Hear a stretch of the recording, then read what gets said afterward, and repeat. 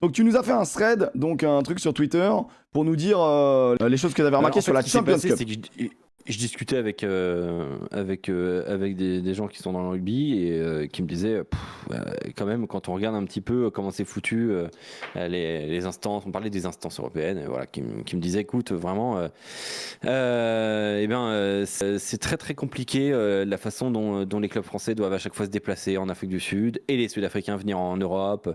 On sent que ça provoque quand même des écarts dans la continuité des matchs en phase de poule et en phase finale.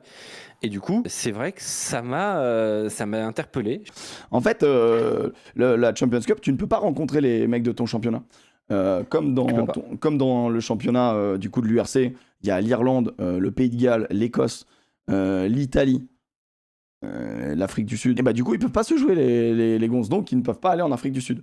Soit à quoi les gens te disent, ouais, mais pour leur championnat, ils y vont. Ouais, mais regardez comment est fait l'URC. L'URC, concrètement, c'est fait en mode, bah, on gère un peu le nombre de déplacements, donc il y a des périodes, style les périodes de Noël, où les Sudaf jouent tous les uns contre les autres. Et en fait, finalement, souvent, les gros clubs, notamment les Irlandais, jouent les Sud-Africains en fin de championnat. Et ce qui fait que on s'est retrouvé avec ces compositions-là l'année dernière pour le Leinster. Donc, Il y a encore ce week-end. Hein. je monte l'année dernière. Donc là, à vous de me dire si vous connaissez très bien les joueurs. Hein. Moi, je suis d'accord avec vous. Hein. Genre, il y a quand même des joueurs qu'on connaît, hein, O'Brien et tout, mais il n'y a que lui, quoi. Donc ça a pris une énorme branlée contre les Bulls. Et donc, en fait, ils font tourner. Voilà. Et l'année dernière, ils vont gagner aux Lions 39-36 et derrière, ils prennent 62-7 par les Bulls. Vous vous rendez compte du truc? 62-7. Le Leinster prend 62 points. Mais il y a un problème, moi, de fond qui m'emmerde beaucoup, c'est que du coup, tu ne vas pas en Afrique du Sud, donc en phase de poule, puisque vous le savez, les fenêtres européennes, c'est 2 matchs consécutifs. Admettons, sur le premier match, tu vas en Afrique du Sud et le deuxième match, tu le joues à domicile, puisque c'est toujours comme ça. C'est un enfer, parce qu'en fait, les joueurs sont flingués. D'ailleurs, les clubs français, quand ils sont allés en Afrique du Sud, ils n'ont jamais remporté le match suivant. Donc voilà, pareil pour les Anglais, c'est extrêmement compliqué aussi de remporter le match suivant. Donc en fait, quand tu vas en Afrique du Sud, derrière, la semaine d'après, voire les autres semaines, t'enclenches une dynamique qui est négative. Donc ça a un impact pour la suite. Ce qui montre aussi que du coup, eh bien, quand tu vas pas en Afrique du Sud et que tu joues toujours à 1 heure de chez toi, dans le pire des cas en avion, bah forcément c'est plus facile d'être premier ou deuxième de ta poule et de recevoir jusqu'en finale. Le Leinster en l'occurrence. Et ça change trop de choses. C'est trop impactant. C'est plus du tout la même histoire. Et encore pire, parce que du coup, si t'es pas premier ou deuxième, et bah t'as des chances d'aller te déplacer en Afrique du Sud en phase finale. Et ça recommence. Et c'est exactement ce qui arrive à La Rochelle cette année. Donc voilà. Donc en fait, t'es en train de. Alors, par contre, T'es en train de te flinguer, quoi. Je sais pas si t'avais vu l'article de l'équipe sur le périple de La Rochelle. La Rochelle a pris un bus pour aller à Poitiers, puis un train pour aller à Paris. À Paris, ils ont pris un avion pour aller à Johannesburg. À Johannesburg, ils ont repris un avion pour le Cap. C'était 21 000 km parcourus. 2 jours de voyage. 2 jours de voyage entre 2 matchs, c'est un entraînement, dans le meilleur des cas. Dans le meilleur des cas. Voire juste un captain run. Ça n'a aucun sens. Enfin, et pour les clubs sud-africains, c'est pareil. Je vais même aller au-delà. Nous, moi je me plains du top 14 et de l'Angleterre en disant, si tu tombes sur un club sud-africain, mais en fait les Sud-Africains, c'est même pas si tu tombes, c'est tu vas aller en Europe, mec. C'est sûr. Puisque tu peux pas jouer contre un autre club sud-africain. Donc tu vas aller en Europe 2 matchs sur 4 en phase de poule. C'est un enfer. C'est un enfer. En gros, toi, tu partais du postulat que les équipes qui reviennent après un déplacement en Afrique du Sud c'est une catastrophe, ne gagnent pas. Elles peuvent pas Alors gagner. du coup, moi j'ai regardé. Elles n'ont jamais gagné un match. Moi j'ai regardé. Et en fait, c'est très franco-français. Parce que Oui. les Anglais n'ont pas de problème. Donc là, je vous explique, j'ai fait un petit résumé. Donc ça, c'est la Champions Cup, donc la première année avec les Sudaf. Ça, c'est la deuxième. Donc en gros, les Sudaf, à chaque fois que tu vas les jouer chez eux, ils gagnent, sauf exploit des Rochelais. Première défaite des Sudaf quand ils jouent chez eux, contre les Stormers. Concrètement, là, c'est les week-ends qui suivent. Donc là, vous avez les résultats qui gagnent. En rouge, les clubs anglais. En vert, les clubs du coup du RC. Il n'y a qu'un seul club du RC qui est donc allé se fader un match en Afrique du Sud pendant la Champions Cup. C'est le Munster pendant les huitièmes de finale. Et ils sont allés perdre aux Sharks. L'année dernière. Et là, vous avez le match d'après. Victoire ou défaite de l'équipe à domicile. Donc concrètement, victoire...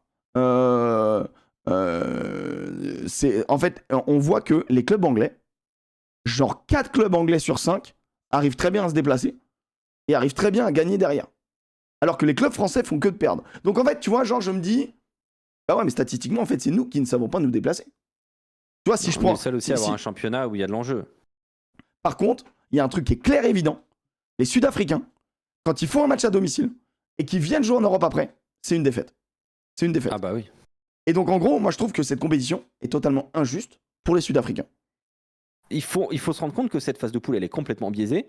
Et le problème qui se pose, c'est que la phase de poule, elle conditionne trop de choses pour la suite. Les réceptions en fonction de ton classement en phase de poule, ça, il faut les enlever tout de suite. Il faut les enlever immédiatement. Finir premier de la phase de poule, ça te permet de recevoir le 8e, mais je pense qu'à partir de là, il faut arrêter. En fait, il faut arrêter de donner un bonus jusqu'en finale. Ça n'a aucun sens. Bah, c'est du foutage de gueule. Pourquoi on ne fait pas les 2 demi-finales dans le même stade? Ça, c'est bien. Ça, c'est une bonne idée. Mais une tu année, c'est 2 stades c'est le même stade en Europe. Une autre année, c'est le même stade en Afrique du Sud. Moi, j'ai 2 solutions. La première solution, c'est pour le bien des Sud-Africains, en termes de compétitivité, mais pas en termes de retombées économiques. Il ne faut plus qu'ils jouent en Afrique du Sud. C'est-à-dire que... Non mais, c'est aussi absurde que ça. C'est absurde. C'est absurde, mais de toute manière, chez eux, ils gagnent, et le match d'après, ils le perdent. Donc, à quoi bon? À quoi bon Tu ne prends pas compte la billetterie, toi? Non mais, je te parle pas je parle même pas d'économie. J'en ai rien à foutre, je parle pas d'économie, je te parle de compétition. Les Sud-Africains, c'est énorme. Oui, Alex, non, mais on oublie. 14 millions. On parle de la compétition, juste la compétition, comment elle peut être moins injuste? Là, actuellement, elle est injuste pour les Sud-Africains.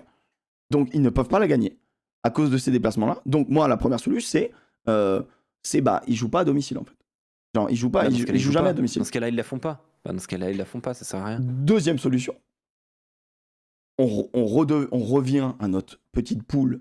Et pourtant, j'étais contre. Je trouvais ça intelligent de pas jouer avec les mecs de ton championnat. Mais tu m'as éclairé, mon Alex.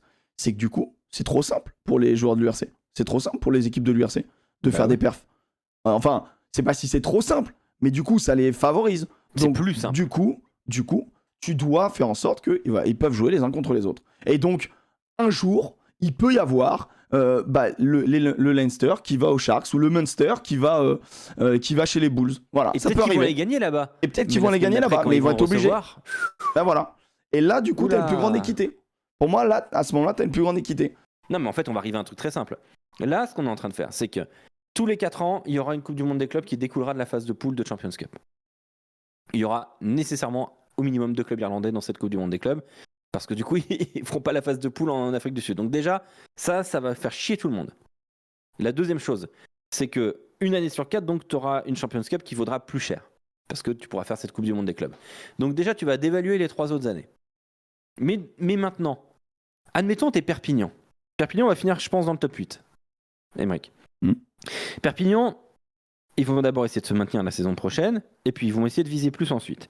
Mais est-ce que Perpignan aura les armes pour aller se fader un match, j'en sais rien, aux Stormers en phase de poule?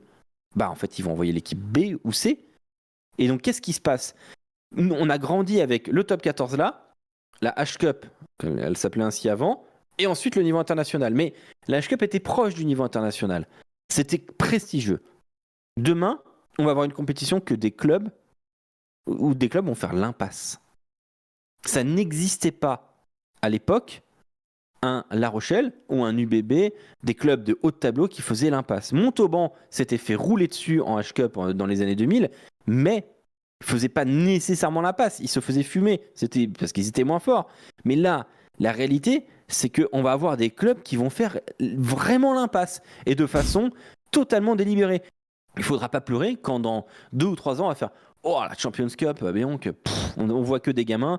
Et le Leinster gagne toutes les années parce qu'eux, ils la jouent à fond. Parce que les Anglais, maintenant, ils la jouent à fond aussi. Le titre en premiership, il est vachement dévalué. Donc, ils la jouent totalement à fond. On va être en fait le seul championnat, qui est le meilleur championnat du monde, qui va se retrouver à ne pas jouer la meilleure compétition supposée de club au monde. Ça n'a aucun sens. On est en train de flinguer l'exigence de la Champions Cup. Et ça, je trouve ça terrible. Et pourquoi? Pour un peu de thunes. Mais quand le produit il aura été dévalué, il vaudra moins cher.